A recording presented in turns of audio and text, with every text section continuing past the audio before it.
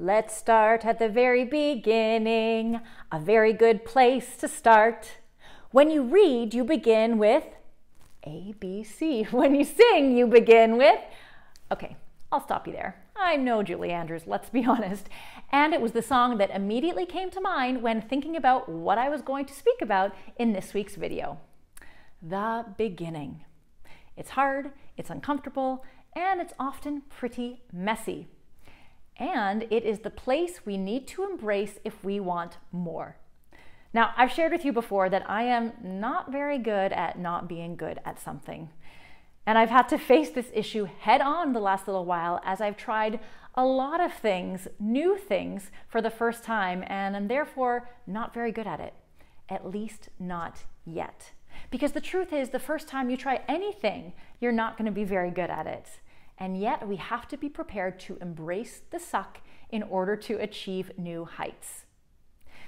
During tonight's virtual presentation that I delivered, well, I guess now last night, I was trying some new things. I had a few different camera angles, I had an extra monitor, I had a new fancier mic that I was using, trying to up my game. And yes, it was a tad uncomfortable, and I was very much figuring it out as I went, and I did it. And it actually worked pretty well. And now that I know that I can do it, well, it's only going to get easier from here, and I'm only going to get better.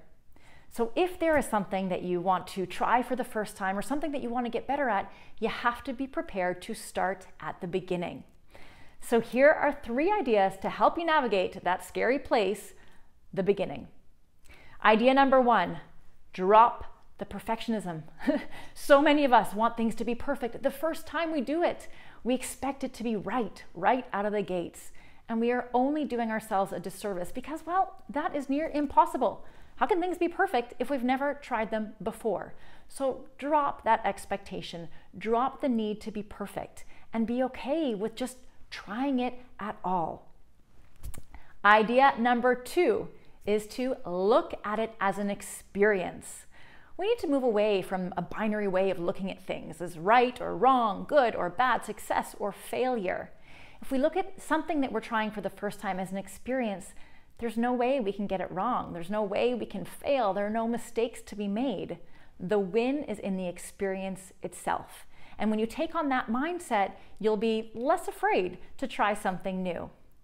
And then finally, the last idea is to be prepared to get messy. That's right. Exploring things for the first time requires you to throw some spaghetti at the wall, see where it lands, see what works, what doesn't. And that's okay. So allow yourself to get messy, allow yourself to try new things and almost have fun with it.